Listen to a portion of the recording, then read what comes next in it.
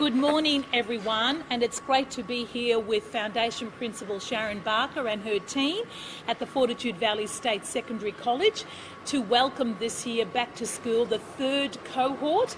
We now have 3 classes in this school, years 7, 8 and 9, and it's been very successful with about 450 students now at this wonderful school, and we are now in the final stages, hopefully completed by mid-year, of stage 2 of this over $100 million school. This school is welcoming back its students along with other schools right across the state today.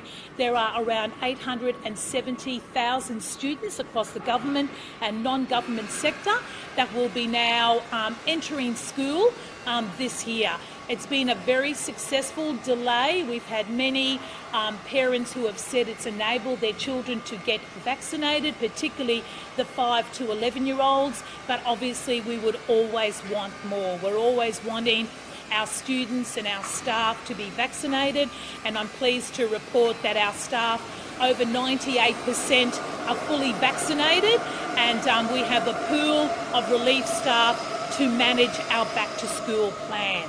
Now, our back-to-school plan is very comprehensive. Congratulations to the department. They have delivered across our great state of Queensland, which is a very large state, the RATs for the school use. As you know, if you fall ill at school as a student or a staff member, you will be given a RATs test, and then hopefully, depending on the result, you either recuperate or you come back to school. As a fantastic backup, we have priority access for school communities to go into our health clinics to get a PCR or a RATs test as well. So the department's done an excellent job. Other than a couple of schools we've not been able to get to because of flooding or roads due to flooding, the vast majority have RATs tests, and that includes a non-government sector, and deliveries are going out today, and there'll be backup deliveries going out this week as well. So about 50,000 kits have been distributed, but remember, if you're sick, please don't come to school, and if you fall sick at school, let your teacher or your principal know as soon as possible. You will be given a RATs test if you don't have one, but if you prefer to have a PCR test or go to a health clinic, you'll get priority access in the health clinic. As we know, masks are mandatory in high school and also strongly encouraged for students in primary school from years 3 to 6. We are suspending large assemblies, excursions, camps, face-to-face, and limiting visits at school. It's nice to be here in an area where students are now in their classrooms and we're away from them in the school. But it is always wonderful to visit Fortitude Valley State Secondary College and to share the morning with the staff and Foundation Principal Sharon Barker. We also have, of course, hygiene standards, the mask wearing. We have hand sanitizer. We, of course, have extra cleaning that is happening in our school, and we will do all we can in these very uncertain times to keep our schools as safe as possible for all of the school community. So welcome back, everybody.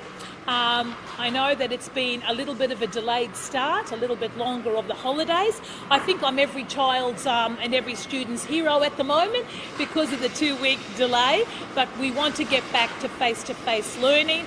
That is the best way that students learn. I think that the 2 weeks delay has held us in good stead, and we will obviously ensure that over the next 4 weeks at the very most, when we're limiting movement, that we keep an eye on school communities. They will get the support that they need.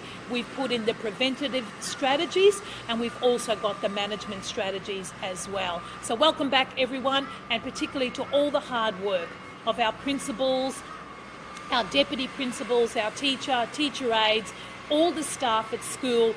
The Premier and I visited a number of schools last week, and they were all busy preparing for the new school year, making sure that their classrooms were beautiful for the students to walk into, and it's a credit to the principals and the whole staff about their resilience and their patience, and also to parents and carers. Thank you very much for cooperating with our common sense approach to our back to school plan for 2022. And I'm happy to answer any questions. Mrs. Jones, you've obviously got the plan in place as best as you can for now. Obviously things will change. So much COVID is changing things almost on a daily basis. How flexible is your plan to deal with, say, outbreaks in schools? Yes, that's a really great question about the flexibility in the plan to deal with outbreaks. And of course, we will always follow the health advice. And we're working very closely with the Chief Health Officer and the Public Health Office. We will work with them. We will manage if there is an outbreak as best we possibly can according to that health advice, and that is that students should be picked up, they should leave the school. If they don't have access to a RATS, we will give them one at the school. Staff are in that same category. However, if they prefer to go and get a PCR test with their parents, they can certainly get priority access there. So we've put in place all we can to ensure that face-to-face learning continues, but at the same time being mindful that we are in uncertain times. It's going to be disruptive. It's going to be a bit bumpy, there's no doubt about that, but hopefully we'll be very nimble, and with the support of the school staff and of course the health advice, making sure that our schools are as safe as possible. Are total school shutdowns an option? Look, we want to avoid as a last resort total school shutdowns. However, of course, we need to keep everything on the table. This Omicron variant is very unpredictable, and we live in uncertain times. Our last resort is to close the school. We want to manage it with the strategies that we've put in place. But obviously, look, I don't know what's going to happen over this school term, and we'll be flexible and support schools in the best way that we can to keep staff and students safe. If a teacher or a fellow student for that matter tests positive, does that mean all the students in the class have to get tested and isolate for 7 days? Yeah, no, not necessarily. If a staff member or a student is positive, we will obviously get them to be picked up, get them tested, find out what happens. We will inform parents to keep an eye on their students within that classroom. If there were students sitting in close proximity, they will obviously be informed as well. Should they have any symptoms at all, please go and get tested, but it doesn't necessarily mean the automatic shutting down of that class. We will treat it, I think, as New South Wales and Victoria are doing, and we've worked very closely with them too. It's like if there's an outbreak of a gastro or something like that in a classroom, you monitor, you test, and you make sure that you inform the parents and carers of the situation, and hopefully we will be able to get on top of it. But obviously if there's an outbreak, we will take the health advice and we will determine what course of action to take, and the principals are very well equipped to be able to liaise and work out what's the best action for their classroom or their school. And modelling, is there any modelling done on how many cases you expect in schools or over the next week or two? Yeah, look, there is some modelling, but it's very unpredictable. I know the Doherty Institute has done some modelling, and we're looking at that. Quite clearly, the modelling has been very different even out in the community.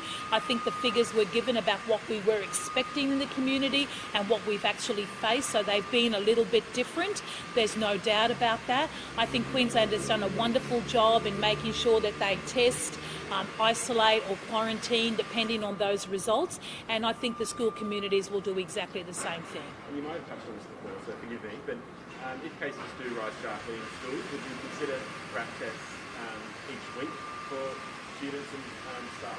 Oh, look, I think RATS test on a surveillance method is not something that we're doing. That is not the health advice, and we pride ourselves, and the Premier does too, on making sure that we do and follow the health advice. It doesn't say that that is necessary. We will have tests available at schools if there's an outbreak like that, but we'll work with the Public Health Officer and we'll work with the Chief Health Officer about what is the best way to ensure that if there is a bump in a school and it is disrupted, how best can we get over that?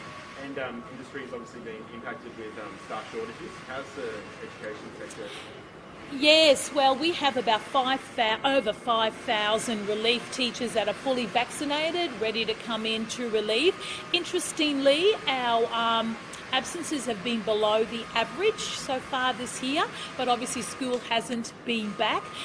We have got all our staff vaccinated in line with every other state and territory, and we have a staff management plan in place that hopefully will work. But look, depending on what happens in a school, these principals principals are very highly experienced, administrators of schools, and I'm sure that we will cope and we will make do.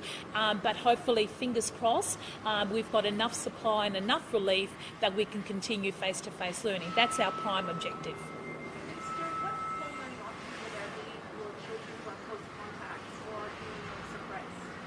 I'm sorry, I didn't quite hear that about children who were close contacts. Oh, yes. Yes. We will treat students that are positive and have to stay at home the same as if they're at home for any other illness. They will be given school materials to do. It's very difficult for a teacher to conduct online learning and face-to-face learning at the same time. So we will treat it like if a child comes down with a bad case of gastro and is off for a week of school, they will be given schoolwork to do, but it depends on how well they are too. I mean, if they're sick, they're sick. However, there will be materials available, and our learning at home materials on our website are absolutely excellent, and parents can access them at any time and work with their children through that as well. So yeah, very much in line with what we would normally do should a child need to be away for whatever their illness may be. Absolutely.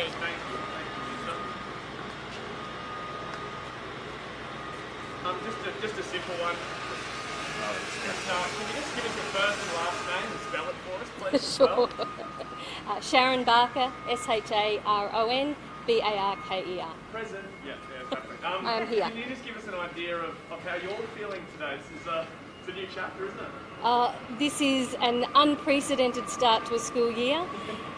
We have this absolutely amazing building that we call our school, but it doesn't actually become a school until our students and staff arrive. So the last 2 weeks on site have been very unusual, to say the least. How are the kids feeling? They're probably all over the place. As nervous maybe as yourself?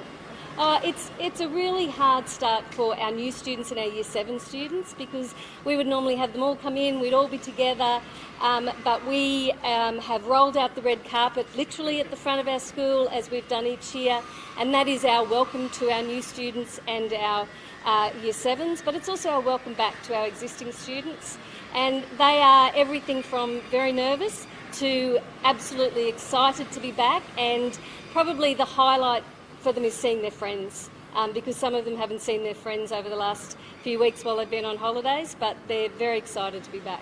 And how are you feeling? Another job for you, I guess, this year is dealing with COVID and teachers going down and students going down. How are you feeling ahead of all this? Oh, look, we very deliberately chose in our school vision that we would be a community of agile learners, and this is just one example of us being agile. It's, we deal with whatever comes our way. This is something that we've not had to deal with, but we opened in 2020. We only had our students here for 9 weeks before we sent them home, so it's almost normal. And then we, as a team, I've got an amazing staff. We just rally and do whatever we need to do. Right, Terrific. Well done, Sharon. Thank you.